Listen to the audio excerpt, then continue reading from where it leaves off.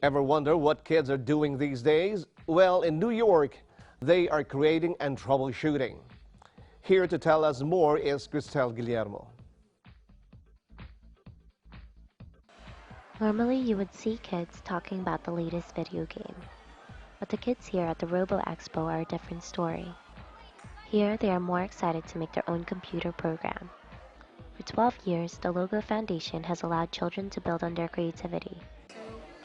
I'm Michael Temple. I'm president of the Logo Foundation, which is a nonprofit organization involved with teacher training and work around Logo, which is a programming language, and other related technologies.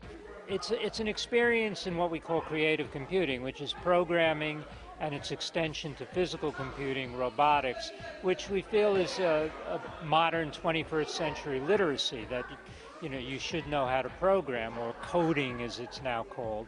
And there are the challenges, and the challenges are set up so that you either meet the challenge, like getting out of a box, your robot has to get out of a box, or it has to follow a line, and not necessarily beat someone else in the challenge. You're just meeting the challenge.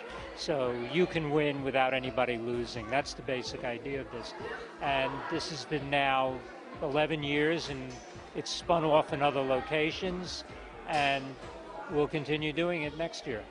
The pinball machines were particularly remarkable, and this was a collaboration between the technology teacher and the shop teacher, who did a lot of the woodworking. So I think that's a big part of this, that there's a good connection between all kinds of hobby crafts and traditional crafts and modern technology.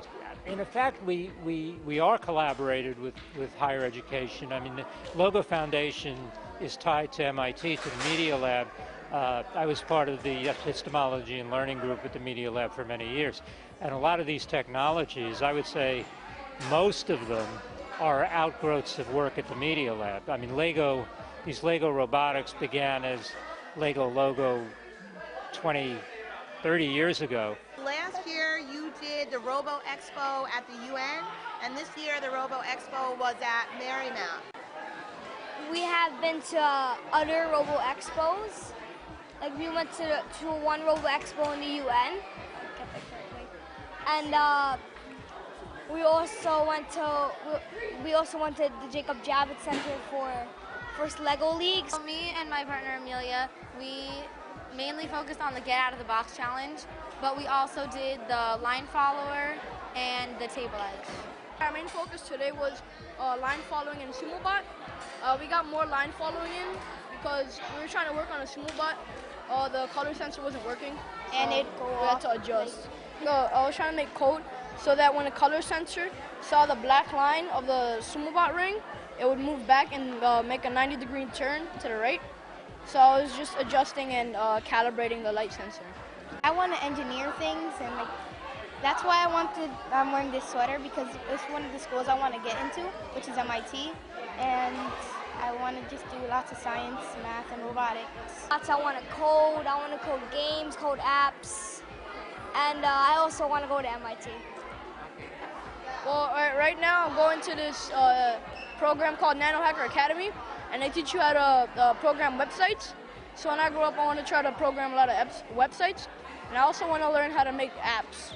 I really enjoy programming and coding, and like Dan, I really like coding websites, and I want to learn how to code apps, but robotics is also a lot of fun in engineering. Maybe something that could reduce global warming or pollution, because those are some of the biggest problems that we have on Earth, and it'd be cool if they thought of something that might reduce all of that. Just cool things, like things that flow and things that fly and teleportation, if you go someplace immediately. At their young age, these children already have their future planned out. Who knows? Maybe 20 years from now, some of them might be the next Bill Gates or Steve Jobs. But one thing's for sure, they have a bright future ahead of them. For Eagle News New York Bureau, this is Cristel Guillermo, and I'm 1 with 25.